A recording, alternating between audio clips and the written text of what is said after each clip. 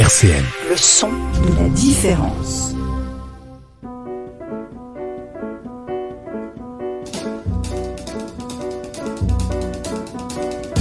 Dialectique sur RCN, Lionel Courchinou.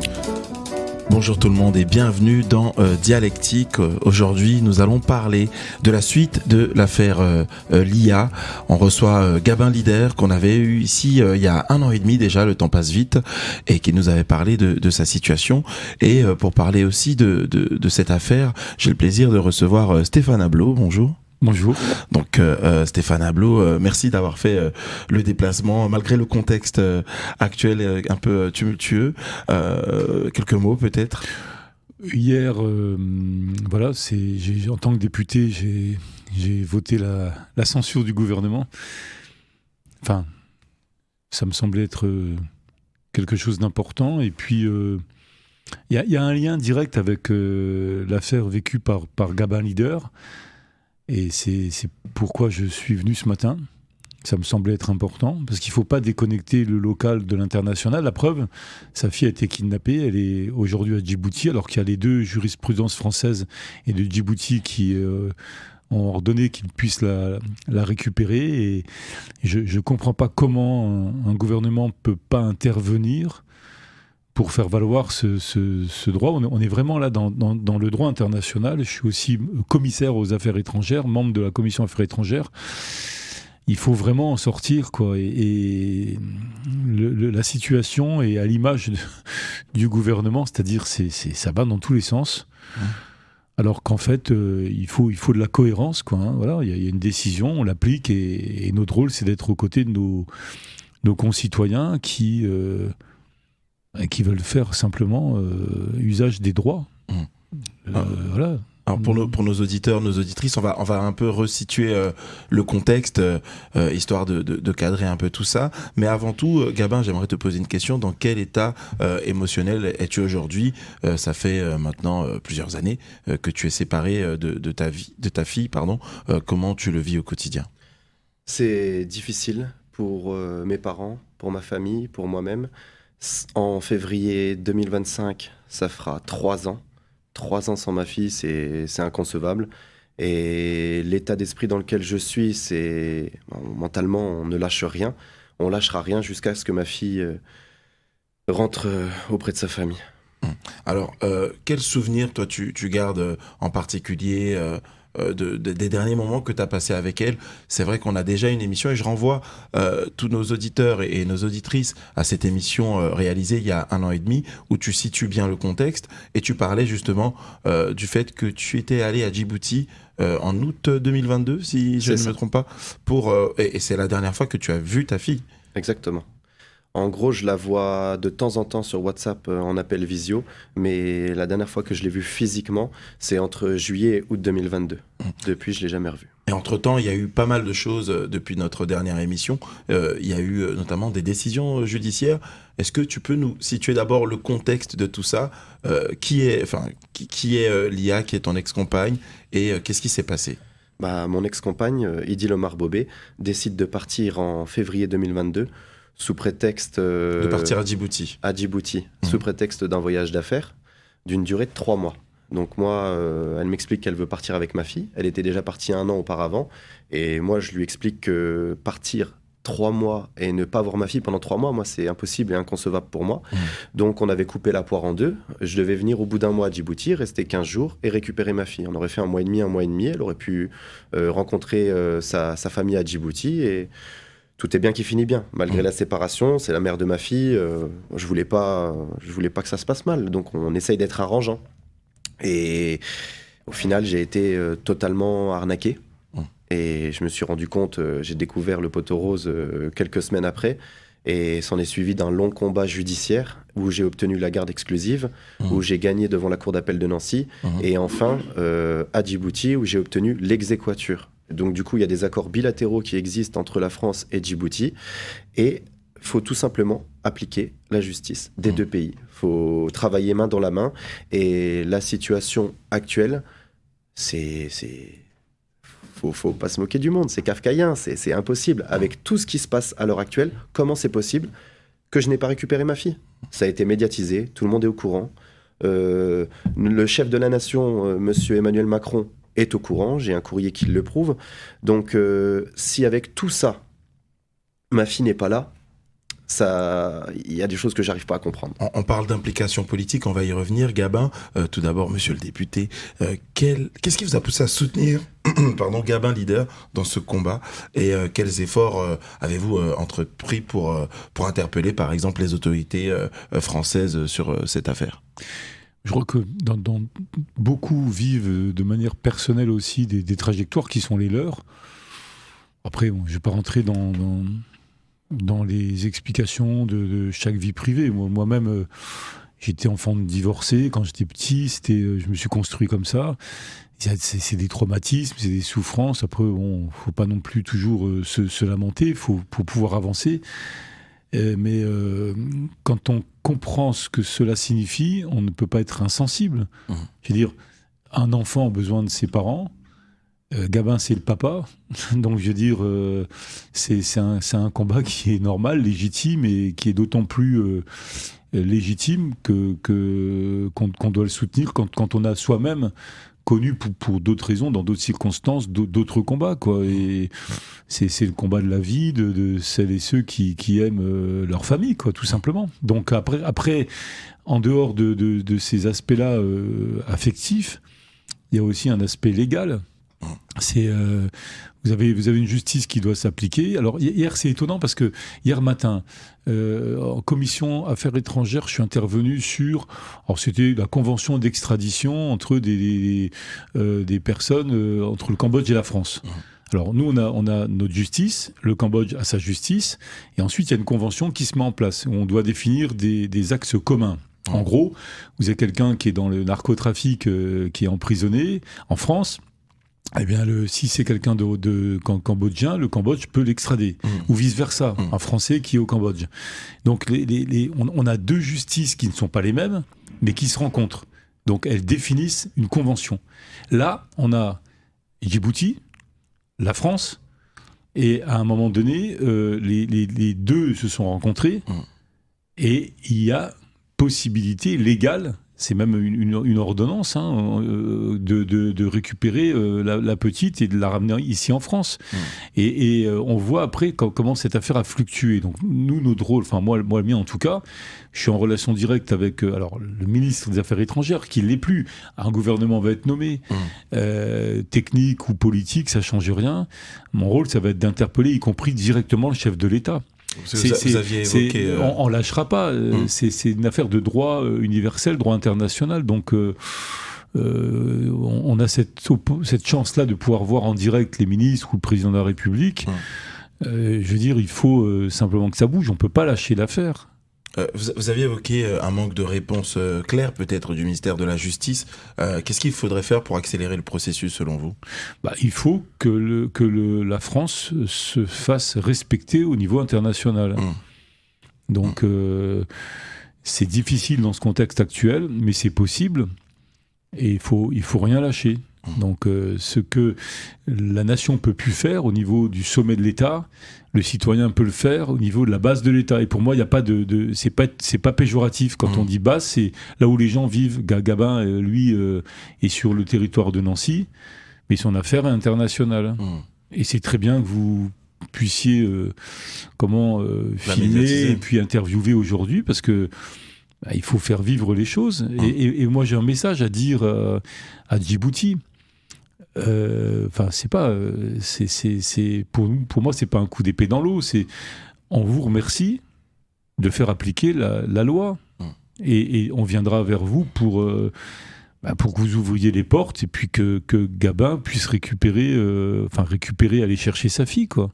Vous avez parlé moi, je suis prêt à l'accompagner, s'il y a besoin. Alors, dans le contexte là, bien sûr, dans le contexte actuel, c'est compliqué. Mais justement, vous avez parlé, vous, des conventions internationales. Est-ce que celles qui sont mises en place actuellement sont suffisantes pour régler ou arriver à gérer ce type de situation complexe ? On arrive dans une situation où le gouvernement français n'a pas vraiment répondu non plus. Vous mettez le doigt sur quelque chose d'important. L'exemple que je vous ai donné tout à l'heure sur la convention qu'on a votée hier en commission affaires étrangères, entre le Cambodge et la France, c'est particulier. Dans l'affichage, dans l'intention, il est dit que voilà, le droit sera respecté.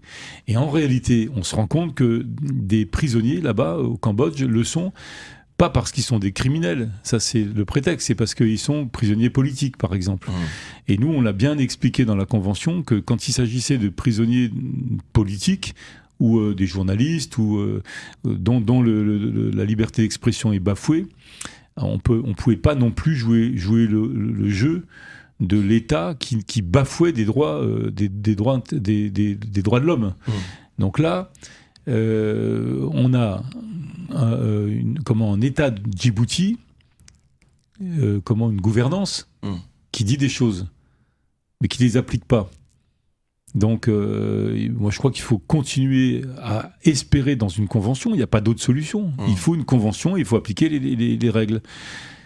Donc, je pense que Djibouti doit répondre de ce droit international auquel il adhère. Donc, normalement, Gabin connaît mieux l'affaire que moi, mais il parlait d'exéquature. D'exéquature. Voilà. Donc, tu peux rappeler, Gabin, exactement ce que ça signifie pour les auditeurs? C'est-à-dire que la garde que j'ai eue en France, que j'ai eue devant la cour d'appel, elle a été exéquaturée à Djibouti. Ça veut dire que à Djibouti, comme en France, je suis détenteur de la garde exclusive. Ça veut dire qu'il y a une reconnaissance du jugement français à l'étranger. Donc à partir de là, pourquoi m'octroyer l'exéquature si c'est pour ne pas l'exécuter? Elle est là la question. Et je repense à un courrier en personne que j'ai reçu de M. Séjourné, l'ancien ministre des Affaires étrangères, me précisant qu'il était, entre parenthèses, voilà, c'est bien, vous avez obtenu la garde exclusive, vous avez obtenu l'exéquature à Djibouti, mais là, c'est botte en touche, Djibouti est un pays souverain. Bien sûr que oui. Et je ne suis pas contre le fait que Djibouti soit un pays souverain. Mais la souveraineté, ça appelle quoi? Ça appelle à appliquer les décisions de justice de leur pays. C'est ça la souveraineté. Donc si on octroie une exéquature pour ne pas l'appliquer, là, il n'y a plus de souveraineté. Donc je ne vois pas pourquoi on parle de souveraineté quand on m'envoie un courrier. Non, c'est juste appliquer les deux décisions de justice et travailler ensemble avec ces accords bilatéraux. Point final. Tu dis avoir eu une réponse de Stéphane Séjourné, ancien ministre des Affaires étrangères. À l'époque, il y a 1 an et demi, tu t'étais plaint de ne pas avoir eu de considération de la part du ministère de la Justice. C'était Éric Dupond-Moretti qui était en poste à ce moment-là. Qu'en est-il aujourd'hui? Est-ce que tu as eu un peu plus entre guillemets, de nouvelles de leur part ou un peu de considération? Alors, ce qui s'est passé, c'est que on a pu me reprocher de m'être allié ou d'avoir contacté l'opposition djiboutienne. Ce que tu avais fait? Ce que j'ai fait, mais concrètement, c'est parce que quand j'ai demandé l'aide du gouvernement djiboutien, parce qu'il y avait un conseiller en communication, dont je ne citerai pas le nom, que j'ai rencontré au Kinépolis, conseiller de communication d'Ismaël Omar Guelleh, que je connais personnellement parce qu'il connaissait la famille de mon ex-conjointe. Et à ce moment-là, ce monsieur m'a dit « Ta fille est française, donc tu dois voir ça avec l'ambassade de France à Djibouti, tu dois faire respecter la décision de justice, blablabli, blablabla, t'inquiète pas, on te soutiendra. » J'ai plus aucun soutien.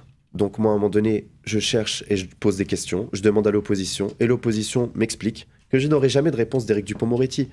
Pourquoi? Parce que c'était tout simplement l'avocat du président de la République de Djibouti. Donc il y a clairement un conflit d'intérêts dans cette histoire.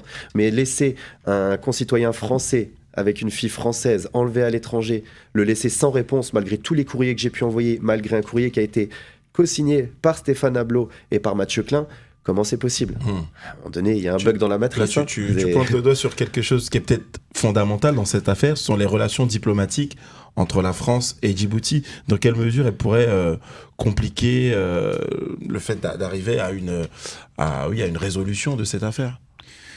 Alors pour les auditrices ou les auditeurs qui vont nous regarder ou les téléspectateurs, Mathieu Klein, donc c'est le maire de Nancy. Ici, on le connaît localement, mais comme on peut avoir aussi celles et ceux qui nous regardent peuvent être habités très loin, bien sûr, parce que grâce à vous, on touche beaucoup de monde. Et on les salue d'ailleurs. Donc il est maire de la ville de Nancy où on est ici, et puis président de la métropole du Grand Nancy, et il a des relations aussi avec avec l'État français.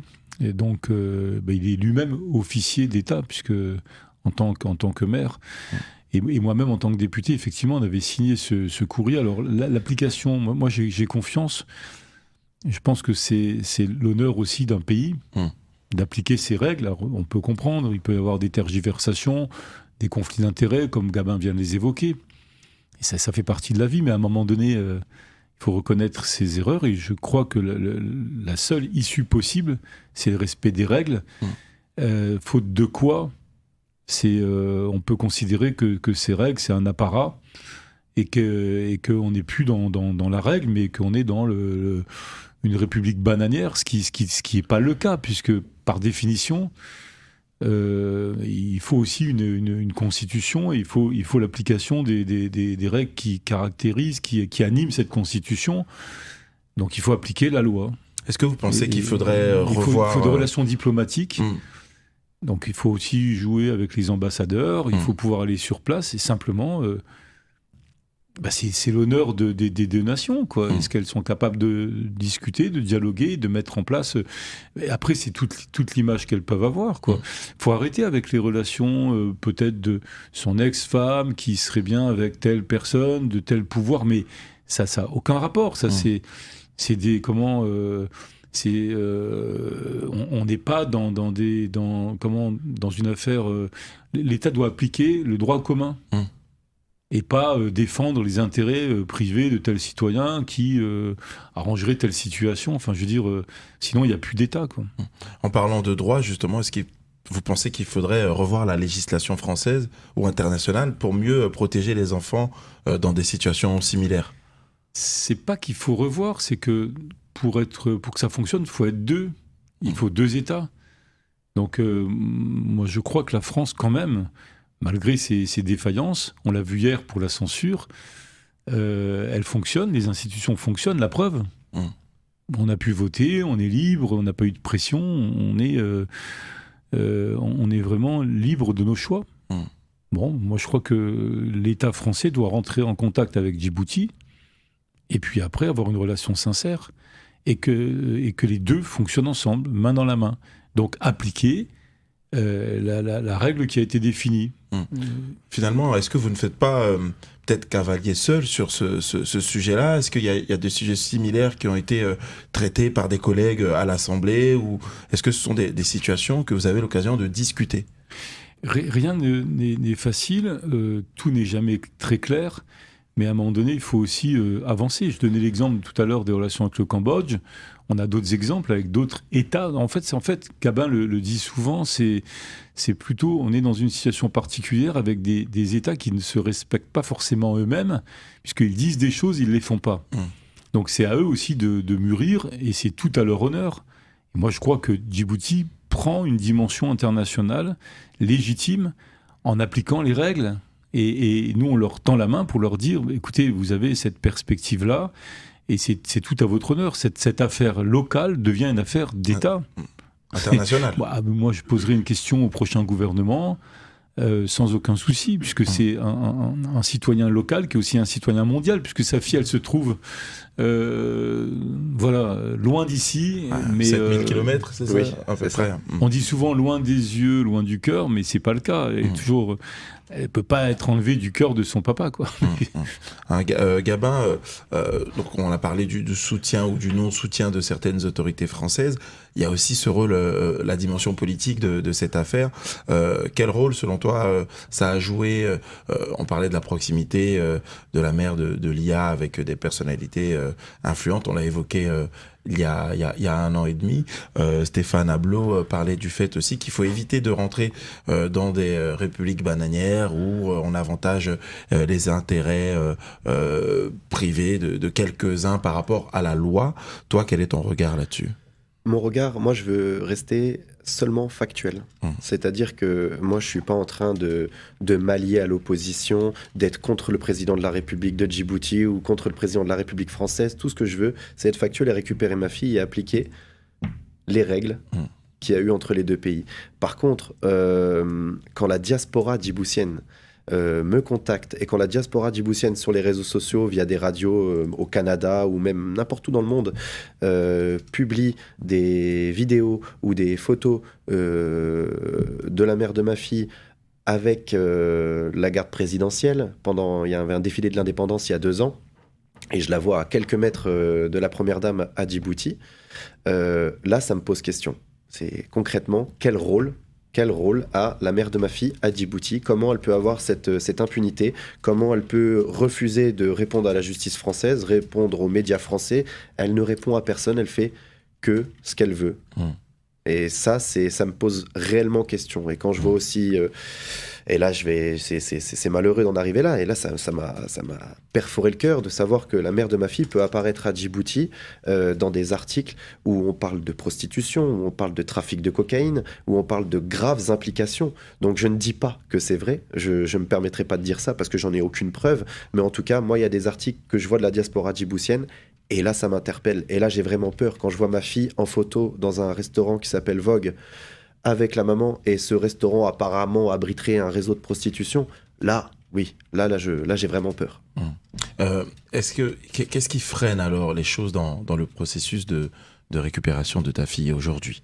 Je suis en contact directement avec le ministère de la Justice et le ministère des Affaires étrangères. J'ai 2 interlocutrices.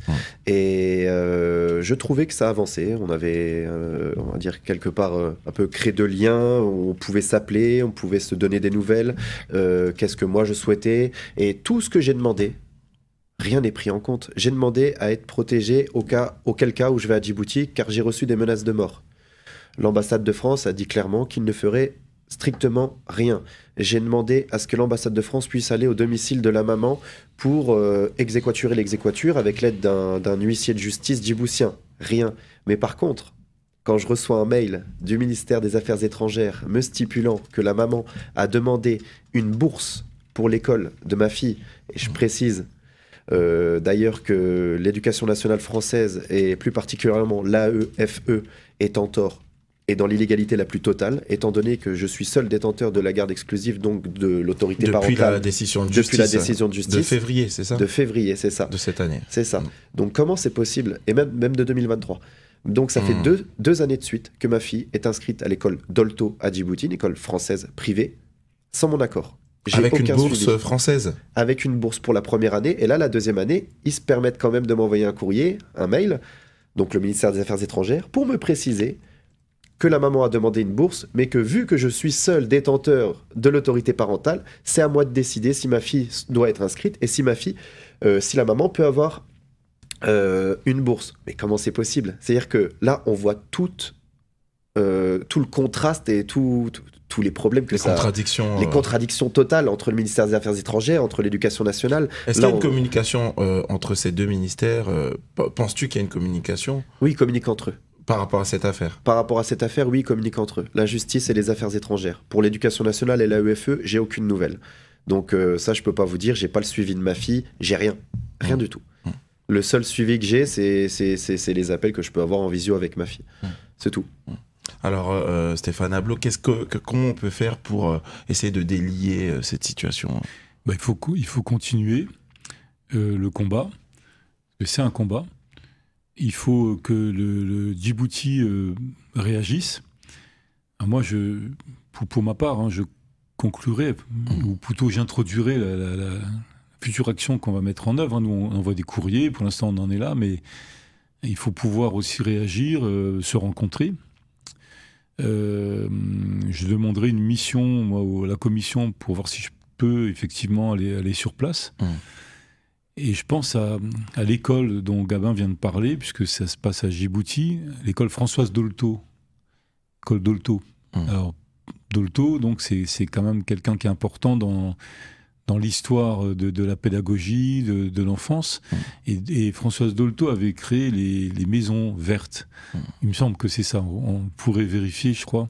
Et donc, en fait, il s'agit de lieux de parentalité où des professionnels de l'éducation, de la petite enfance, rencontrent aussi les parents.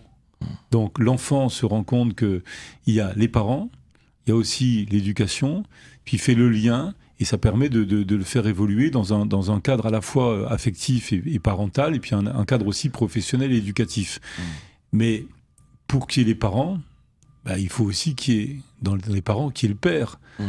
Donc je veux dire, voilà, si Djibouti veut être fidèle à l'esprit de Françoise Dolto, c'est bien beau de donner des noms, mais après, il faut aussi pouvoir les respecter l'état d'esprit, et puis appliquer les règles. Sinon, ça fonctionne pas. Et vous êtes prêt à aller à Djibouti alors? À l'école Françoise Dolto, rendre hommage à l'esprit de Françoise Dolto pour que un père voit sa fille, et ce qui serait normal, quoi. Moi, j'ai confiance après dans la raison qui doit l'emporter. De toute façon, la raison l'emportera. On l'espère. Ça ne peut pas être autrement. On l'espère. C'est évident. Alors, en parlant de papa, on va s'octroyer une petite pause musicale avec un morceau de Kendrick Lamar qui s'appelle Father Time.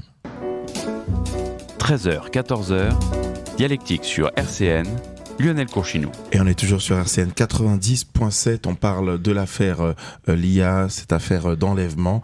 On est avec Gabin Lider, on était avec monsieur le député Stéphane Ablot. Donc Gabin, tu voulais parler un peu du rôle de l'ambassade de France aussi dans cette affaire? Oui, ce rôle qu'ils n'ont jamais pris à cœur et j'ai toujours été, je pense, je sais pas pourquoi, peut-être boycotté par l'ambassade de France. Je les ai contactés à plusieurs reprises. Au début, j'ai eu un interlocuteur qui s'appelait Pascal Laureau. Ensuite, lui, il est parti. Il m'avait dit que cette affaire, étant donné qu'il y avait des courriers qui avaient été envoyés, ça aurait de l'impact. Ça, on n'a pas eu. Et ensuite, j'ai eu aucune réponse. Et la seule interlocutrice que j'ai, c'est cette femme du ministère des Affaires étrangères. Mais j'arrive pas à comprendre pourquoi, quand moi je demande de l'aide, quand moi je demande à l'ambassade de France de se déplacer au domicile de madame, ça a été refusé. Quand je demande d'être protégée, ça a été refusé. Mais par contre, elle peut aller tranquillement au consulat. Elle peut demander à avoir une bourse pour l'école de ma fille.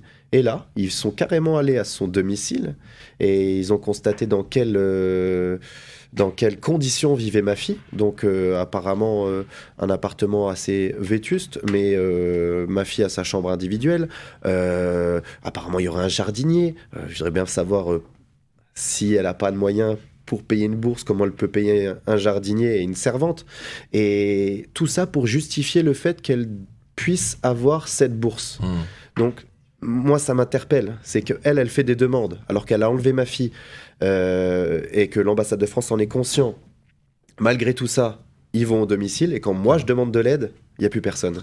Et donc, pour poursuivre ça, on a eu l'occasion d'interviewer Samatar Osman. Qui est-il? Est-ce que tu peux nous le présenter? Cette personne, c'est mon père qui l'a contacté, parce que je pense que sans mes parents, on n'en serait pas là. Et on avance comme on peut, et on a eu un contact via la diaspora djiboutienne qui nous a dit de contacter ce monsieur, ce Samatar Osman. Et mon père l'a contacté, et depuis, on est tous les jours au téléphone avec lui. Constamment. C'est un opposant politique qui ne peut plus vivre à Djibouti. Opposant au régime présidentiel. Actuel de Djibouti. Mais par contre, il ne fait partie d'aucun parti. Voilà. C'est juste quelqu'un qui lutte pour le droit international, quel qu'il soit.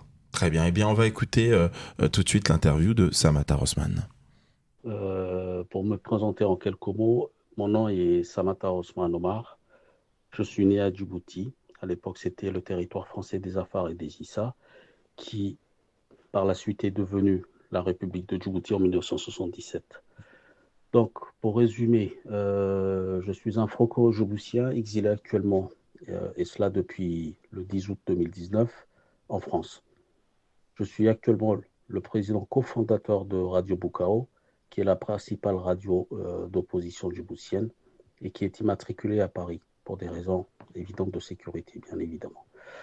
Depuis fin 2012, je suis un activiste au sein même du pays, à l'intérieur du pays. Quand je dis activiste, en fait, j'opérais depuis Djibouti, dans l'anonymat, bien évidemment, et j'opérais sous le pseudonyme de Uno Djibouti, ou comme certains le disent, Uno Djibouti. Et depuis 2013, je documente également les cas de violation des droits de la personne à Djibouti avec plusieurs ONG de défense des droits humains. Et dernièrement, avec MENA Rights Group, qui est une ONG de plaidoyer juridique qui est basée à Genève et qui défend et qui promeut les libertés des droits fondamentaux dans la région du Moyen-Orient, l'Afrique et l'Afrique du Nord en particulier. Donc, À ce titre, en ma qualité de défenseur des droits de l'homme, en fait, je signale les cas de violation des droits humains qui sont commises à Djibouti. Et bien évidemment, j'assure une liaison entre les familles de victimes et les organisations non gouvernementales. Mais également avec le Comité des droits humains des Nations Unies à Genève. Et périodiquement, nous diffusons sur notre radio, à Radio Bukao, des bulletins d'information à ce sujet. Comment suis-je rentré en relation avec la famille leader? En fait, c'est la famille leader qui est venue à moi, notamment le grand-père de Lia, Laurent Leader, le papa, bien évidemment, le papa de Gabin. Et il est rentré en relation avec moi, c'était si mes souvenirs sont bons, c'était fin juin 2023, juste après le jugement qui a eu lieu en premier appel en France concernant la garde exclusive de Gabin sur sa fille Lia, bien évidemment. Donc, à l'époque, il y avait soustraction d'enfants. Ensuite, il y a eu le jugement qui a eu lieu, donc la garde de l'enfant qui a été octroyée au papa, la garde exclusive qui a été octroyée au papa, Gabin. Et la famille ne savait pas quoi faire. La famille ne savait pas quoi faire. Elles étaient on va dire, dans le flou total. Elles étaient pratiquement en train de sombrer. Elles ne savaient pas comment traiter ce dossier-là. Donc, il y a certaines personnes, notamment une personne dont je ne dévoilerai pas le nom, qui leur a dit de contacter Radio Bukao. Donc, le grand-père de Lia, notamment Laurent, nous a joints via la messagerie de Radio Bukao, le Messenger. Donc c'est moi qui ai répondu, c'est moi qui l'ai appelé et depuis tout ce temps, j'aide cette famille et je soutiens pour que la petite revienne sur le territoire national français. Donc tous les soirs, en fait, on a passé pratiquement plus d'un an et demi en contact au téléphone matin, midi, soir pour traiter, pour faire des retours d'expérience, mettre en relation la famille avec des avocats à Djibouti, les mettre en relation, en fait, essayer de mettre en place une stratégie, que ce soit médiatique, que ce soit juridique, judiciaire, tout ce que vous voulez. En fait, nous avons été quasiment en contact pratiquement tous les jours. J'ai été quasiment en contact pratiquement tous les jours avec M. Laurent Leader. Voilà. C'est comme ça que notre relation a débuté. Il y a eu 2 jugements, un en première instance et un second en appel, au niveau du JAF de Nancy, juge des affaires familiales, qui a octroyé la garde exclusive au papa, à savoir Gabin Leader. Depuis lors, nous avons trouvé un avocat à Djibouti pour la famille Leader et nous avons réussi à exéquaturer le jugement français qui est également devenu un jugement djiboutien. Cela veut dire quoi exéquaturer? C'est une décision d'un pays étranger qui est validée et exécutoire dans un autre pays. D'autant plus que la France et Djibouti sont liés par un accord judiciaire de coopération judiciaire qui a été signé en 1986. C'est grâce à cet accord que Peter Sherif, le terroriste, a été rapatrié sur la France en décembre 2018. Et bizarrement, pour la petite Lia, rien ne bouge. Rien ne bougera, parce que c'est la famille du président, la famille proche, à savoir la première dame et sa fille, qui bloquent le rapatriement de la petite Lia. À croire qu'ils sont au-dessus des lois. Je pense que cette indulgence doit certainement venir non seulement du fait qu'elle soit amie avec la famille présidentielle, mais il y a plus. Il y a certainement plus, et je la soupçonne de détenir des secrets. Franchement, là, il y a anguille sous roche. parce qu'elle baigne totalement dans l'impunité. Comment se fait-il que la première dame puisse appeler le procureur de la République de Djibouti pour qu'il arrête la procédure de rapatriement de la petite Lia le jour de son audience au parquet? Donc, elle doit certainement détenir des secrets contre la famille présidentielle. Mais elle doit certainement détenir d'autres secrets parce que là, je me pose également des questions vis-à-vis des autorités françaises parce que cette dame rentre librement dans l'ambassade, dans le consulat français à Djibouti et ressort tranquillement. Elle arrive à scolariser sa fille dans une école française sans que personne ne lui dise quoi que ce soit. Donc, je me pose des questions. Pourquoi ai-je quitté le pays? En fait, c'est tout simple, pour des raisons de sécurité. En fait, mon vécu est digne un petit peu d'un polar ou d'un film d'espionnage, parce que depuis 2013, comme je vous ai dit précédemment, en fait, j'étais un activiste dans l'anonymat, certes, mais à l'intérieur du pays. Donc, je devais faire très, très, très, très, très attention à ma sécurité. Et à ce titre, je documentais, comme je vous l'ai dit également, tout ce qui est violation des droits de l'homme, les assassinats, les enlèvements, les tortures, les actes de torture pour le compte de différentes ONG des droits humains et du Comité des droits de l'homme, mais également pour la presse internationale.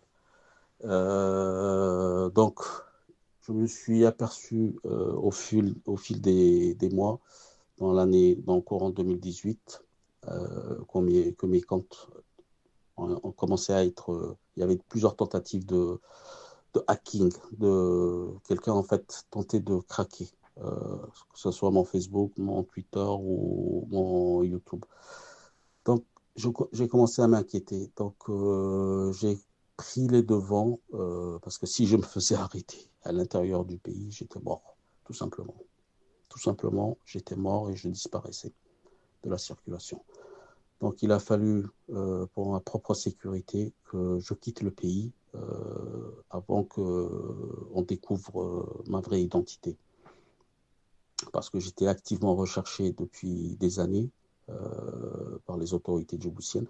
Donc, finalement, qu'est-ce qu'ils ont fait? Ils ont fait appel aux services secrets chinois. Et c'est les services secrets chinois qui ont réussi à craquer mon compte Facebook.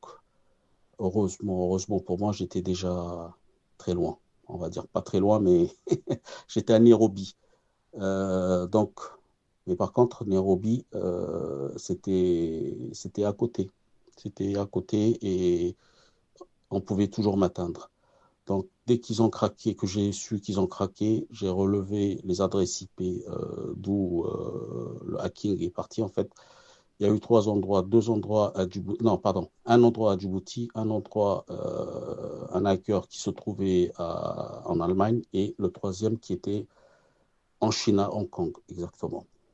Donc, tout de suite, première chose que j'ai fait, je suis allé me réfugier dans l'ambassade de France à Nairobi. Et c'est grâce à eux que je suis revenu en France. En quoi l'affaire Lia est inédite entre la France et Djibouti? C'est simple, c'est une première. C'est tout simplement une première. L'enlèvement d'un enfant français depuis la France vers Djibouti. C'est une première, c'est inédit. C'est inédit. Contrairement à l'assassinat du juge Borrell à Djibouti, qui est, elle, une affaire purement politique, étatique, je vais dire.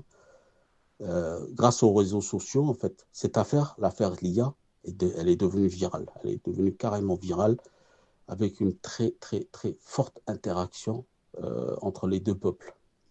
Donc, elle est inédite. Non seulement c'est une première, mais en plus, c'est du people. C'est du people, tout simplement. Et comme je l'ai cessé de répéter depuis toutes ces années, en fait, en plus d'être un État voyou, Djibouti est devenu également le refuge de tous les terroristes et autres hors la loi de la planète. Exemple, Peter Sherif. Peter Sherif, en 2018, il a été retrouvé à Djibouti. Il se cachait à Djibouti alors qu'il était recherché par toutes les polices du monde entier suite aux attentats de Charlie Hebdo. Monsieur se cachait tranquillement à Djibouti. Et en plus de ça, il était réfugié à Djibouti. Il s'est réfugié en 2018. Depuis 2018, en fait, il a été arrêté et ramené en France en 2018. Mais tout ce temps, en fait, il se cachait à Djibouti avec le concours de l'ancien directeur de la police nationale, qui lui avait octroyé de faux papiers, une fausse identité également. Et le pire de tout cela, il avait un emploi auprès d'une société locale qui plus est, était sous contrat avec les forces armées françaises. Donc voilà. L'affaire Borrell, en fait, c'est un conflit politique entre la France et Djibouti, et qui perdure depuis une trentaine d'années maintenant. En fait, l'affaire Borrell concerne l'assassinat à Djibouti d'un magistrat français qui s'appelait Bernard Borrell, et ses multiples développements judiciaires et médiatiques, et également politiques, bien évidemment. Bernard Borrell, c'était l'ex-procureur de Lisieux entre 1988 et 1995. Il a été détaché à Djibouti auprès du ministère djiboutien de la Justice pour effectuer une mission de coopération.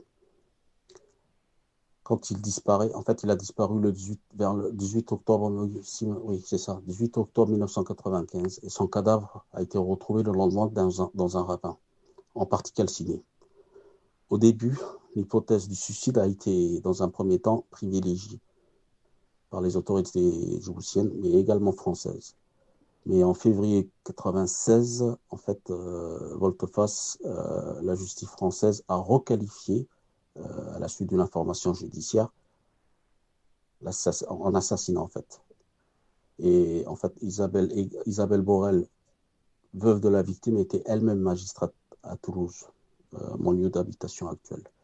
Et elle accuse toujours Ismaël Omar Guelleh, l'actuel président, alors directeur du cabinet présidentiel, d'avoir commandité l'assassinat de son mari. Pour conclure, je vais directement m'adresser au président français, M. Macron. Monsieur Macron, d'après mes sources, vous allez aller à Djibouti bientôt pour aller voir les forces armées françaises stationnées à Djibouti pour les fêtes de fin d'année. À votre retour, au nom du peuple français, je vous prie de bien vouloir ramener la petite Lia. Il y va de votre crédibilité. Parce qu'il y a eu deux décisions de justice françaises, une décision de justice djiboutienne qui ont validé les décisions de justice françaises par exéquatur. Et là, il y a bizarrement un blocage dans l'exécution de l'exéquatur. Donc, je vous prie de nous ramener la petite Lia. Jusqu'à 14h, Dialectique sur RCN. Et on est toujours sur RCN 90.7. On vient d'entendre la voix, le message de Samatar Osman qui a terminé par ces mots forts. Je vous prie de ramener la petite Lia. Globalement, sur son témoignage, qu'est-ce que tu as à dire, Gabin ? Pour revenir, déjà, le remercier. Parce que c'est devenu un ami, un frère. C'est vraiment quelqu'un d'important dans notre vie.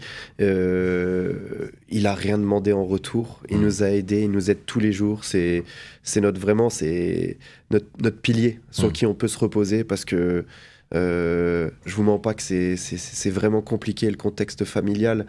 Moi, mes parents sont dans un état. Ils se sont battus, ils continuent à se battre, sauf que moi j'ai la force de la jeunesse, j'ai eu des parents qui m'ont aimé, qui m'ont éduqué, qui ont fait l'homme que je suis aujourd'hui, qui arrivent à tenir.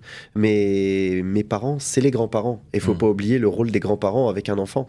Et à l'heure actuelle, eux, ils n'ont pas de nouvelles de ma fille. Et ils sont pas allés à Djibouti en 2022. Ça veut dire que là, ça va faire 3 ans qu'ils ne l'ont pas vue. Et à un moment donné, on peut pas vivre comme ça. Et Samatar, ce qu'il expliquait à la fin de cette vidéo, ce serait que peut-être que le président de la République irait à Djibouti pour le Nouvel An. Oui, même moi, je suis prêt à discuter avec le président de la République et je suis prêt à lui demander son aide pour qu'il récupère ma fille. Aujourd'hui, tu aimerais solennellement t'adresser au président de la République, en tout cas lui envoyer ce message. Oui. Il est au courant. Avec des merveilleux conseils que j'ai pu avoir de RCN il y a 1 an et demi maintenant, on m'avait dit de pourquoi pas contacter Brigitte Macron, qui a un intérêt apparemment, l'enfant, c'était un peu son combat personnel en tant que première dame. Et du coup, je l'ai contacté par courrier et on a eu une réponse du chef de cabinet d'Emmanuel Macron. Et disant que monsieur le président de la République, Emmanuel Macron, était au courant en personne. Donc à partir de là, je fais un appel solennel et je demande l'aide du président de la République. Et ce que je lui demande, je pense que c'est pas énorme, hein. Je lui demande juste d'appliquer une décision de justice et de contacter Djibouti pour que eux-mêmes appliquent cette décision de justice et pour respecter les accords bilatéraux qui existent entre la France et Djibouti, ni plus ni moins. T'as réussi à mobiliser pas mal de soutien autour de ta cause. C'est quoi tes objectifs et quels sont les objectifs du comité de soutien aujourd'hui? Et est-ce qu'il y a des actions qui sont prévues pour continuer à, entre guillemets, faire pression? Oui, déjà, revenir sur ce qui nous fait aussi survivre, c'est de voir la communauté autour de nous qui se bouge, qui se mobilise, qui partage sur les réseaux sociaux. On a des soutiens, c'est indéniable, et je les en remercie du fond du cœur. Les professionnels de la protection de l'enfance qui se sont bougés. Je pense à Sylvain Lautier, le coach du SLUC Nancy Basket, qui a créé une cagnotte Litchi. Pour me venir en aide, pour nous venir en aide, notre famille financièrement. Pour les frais d'avocat, parce etc. que ce qui est compliqué, c'est que la protection juridique promet mondes et merveilles, mais ne rembourse rien, alors qu'il y a un enlèvement d'enfants. Et à l'heure actuelle, ce qu'on me demande pour aller à Djibouti, si je repars là-bas, si j'exclus toute menace, et si je repars là-bas, il faut payer un avocat qui se déplace. Il faut payer sûrement peut-être une milice privée parce que l'ambassade de France refuse de me protéger et ça coûte des milliers d'euros et moi je suis qu'un simple éducateur. Donc la cagnotte Litchi qui a été faite par Sylvain Lautier, c'est beau de voir ça. Je leur remercie du fond du cœur et je remercie mes parents, ma famille, tous mes proches qui partagent en boucle sur les réseaux sociaux, ceux qui ont participé à la cagnotte. C'est que ce qui me fait plaisir, c'est de voir qu'on n'est pas seul. C'est que l'union fait la force, quoi. C'est beau. Il y a 1 an et demi, tu avais mentionné quelques inquiétudes concernant le développement de Lia, ta fille, notamment un retard de langage qu'elle avait selon toi. Est-ce que tu as eu des nouvelles par rapport à cette situation-là? Et puis comment tu envisages sa réintégration en France et sa réconciliation avec la famille paternelle si la décision de justice, bien sûr, est exécutée? Il faut se projeter, c'est clair. Moi, je me suis toujours projeté. Je me suis toujours fixé comme objectif de me dire que je perdrai pas. On va gagner, on va la récupérer. Mais dans quelles conditions on va la récupérer? Ça m'interpelle. Il y a une diabolisation de ma famille. À la télé, il y a eu une diabolisation de ma famille et de moi en tant que père. À la télé djiboutienne, oui. Il y a eu une diabolisation de moi en tant que père et une manipulation, vous voyez, vis-à-vis de ma fille. Et je ne sais pas dans quelles conditions je vais pouvoir la récupérer. Et quand je parlais de retard de langage, de motricité, c'est même pas moi qui l'ai inventé, c'est que moi je l'ai constaté quand je l'avais au téléphone, mais c'est surtout qu'en fait au départ l'école Dolto, la première année, j'ai une maîtresse qui m'a contacté par mail et tout ça j'ai les preuves, qui me parlait de coordination motrice pas assez développée, un retard de langage, d'orthophonie. Donc là, ça fait beaucoup. Et quand j'ai l'ex-mari, parce qu'elle s'est mariée, elle s'est mariée au bout de 6 semaines. Donc en fait, voilà. Et elle a divorcé. Elle a divorcé 4 semaines après. Donc dans l'histoire du je viens à Djibouti pour créer mon business, c'est totalement faux. C'est que voilà, le marié, je l'ai eu, et c'est le marié qui m'explique que ma fille, elle est éduquée avec une tablette. Une tablette. C'est pas ma vision d'éducateur, c'est pas comme ça qu'on éduque un enfant. Et pour conclure cette émission, Gabin, si Lia revient, comment tu prévois de gérer la relation avec sa mère pour préserver son équilibre? Il y a 1 an et demi, tu nous disais que ton but n'est pas de le couper des relations avec sa mère, mais plutôt de récupérer ta fille parce que c'est ton droit selon la justice et pour aussi son bien. Comment tu prévois de gérer ça? Est-ce que ta position a changé depuis? Ma position, elle reste toujours la même. Ça veut dire que c'est la maman. Moi, j'ai jamais souhaité et je ne souhaiterai jamais couper les liens entre la maman et son enfant. Donc moi en tant qu'éducateur, je peux pas dire bah non, je vais couper tout lien et ma fille elle va passer de 3 ans avec sa maman qu'avec son papa. C'est pas possible. Après, il y a des décisions de justice. J'ai la garde exclusive, donc c'est à elle de s'orienter vers la justice française et de faire appliquer son droit. Et moi, je ferai appliquer que le droit, tout simplement. Donc, je vais pas l'empêcher de voir sa maman, mais il y a des décisions de justice qui ont été prononcées, et à partir de là, faut les appliquer, tout simplement. Et j'ai pourtant négocier, tenter de concilier. Mon père a de multiples reprises a appelé sans cesse la mère de ma fille pour trouver une solution. À l'amiable. Elle a rien voulu entendre. C'était comme ça, pas autrement. Et encore récemment, j'étais en camp éducatif avec des enfants à Annecy et j'étais avec mes collègues au téléphone, avec la mère de ma fille au téléphone. Mes collègues étaient à côté de moi et elle m'a dit « Mais gamin, t'as pas compris ? Tu pourras faire tout ce que tu veux. Je lâcherai rien. Ta fille, tu la reverras quand elle aura 18 ans. » Est-ce qu'une mère digne de ce nom est capable de prononcer des phrases aussi abjectes ? C'est ça qui m'interpelle. Et pour terminer, Gabin, est-ce que tu as un message à adresser ?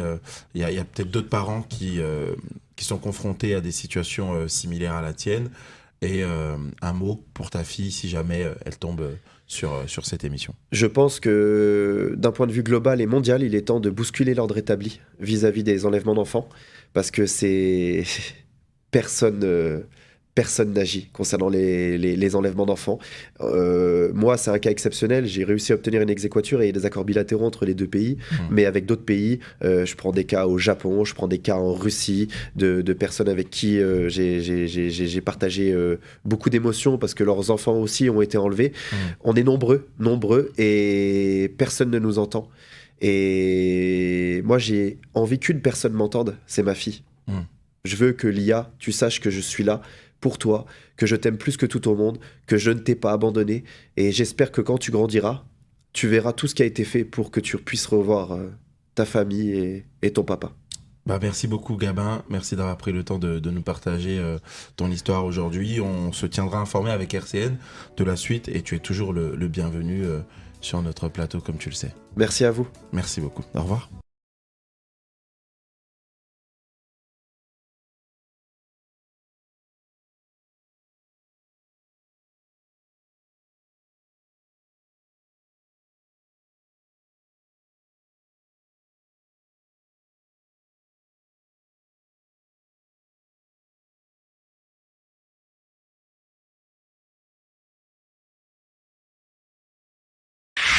RCN, www.rcn-radio.org